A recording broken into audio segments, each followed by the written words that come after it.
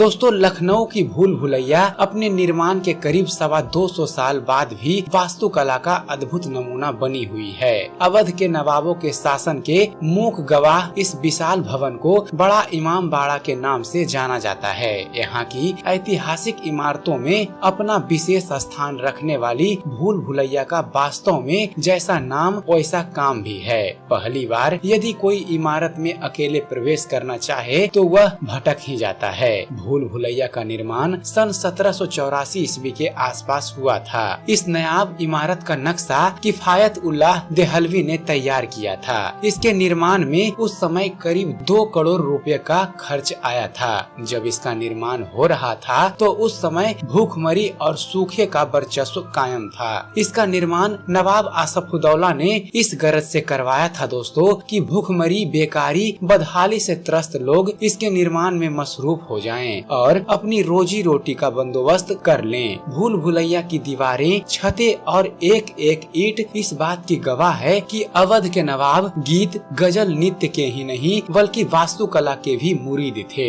भूल भुलैया की लंबाई 183 फुट और इसकी चौड़ाई 53 फुट और इसकी ऊंचाई 50 फुट के करीब बताई जाती है। दोस्तों, इमारत की मोटी लंबी दीवारों की एक एक ईंट ऐसे जड़ी गई है कि जैसे किसी अंगूठी में नगीना जड़ा गया हो। निर्मित हॉलों की छतें किसी सहारे की मोहताज नहीं है तथा इसकी बेलदार जालीदार नक्काशी को आंखें देखती नहीं अघाती है। भूल भुलैया में एक झरोखा इस होशियारी से बनाया गया है कि जिससे मुख्य द्वार से आने वाले दर्शक को इस बात का एहसास भी नहीं होगा कि उसे कोई देख रहा है। इस भवन की एक खूबी यह भी है दोस्तों कि दिन के दूसरे पहर की धूप जब सिर पर होती है तो ऐसा लगता है कि पानी की लहरें एक के ऊपर एक गश्त कर रही है। वास्तुकला की अनूठी कृति भूल भुलैया के गलियारे के एक छोर पर एक हल्की सी आवाज दूसरी छोर पर साफ सुनाई देती है। इसी भूल भुलैया की इमारत की छत से पूरे आप लखनऊ शहर का जायजा ले सकते हैं। सुरंगों के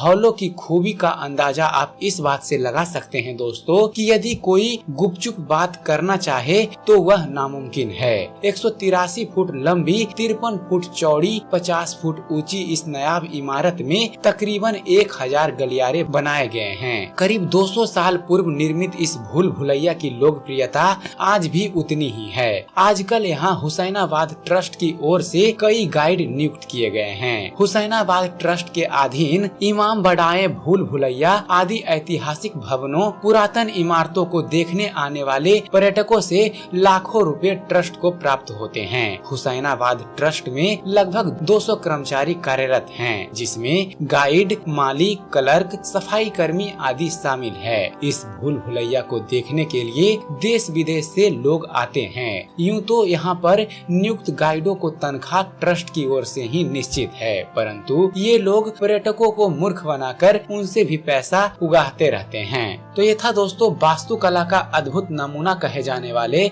लखनऊ की भूल भुलैया के बारे में हमारे द्वारा बनाई गई वीडियो। तो आशा करते हैं आप सभी को हमारा वीडियो पसंद आया होगा। अगर आपको हमारे इस चैनल पर दी गई जानकारी पसंद आती है तो आप हमारे इस चैनल मिस्ट्री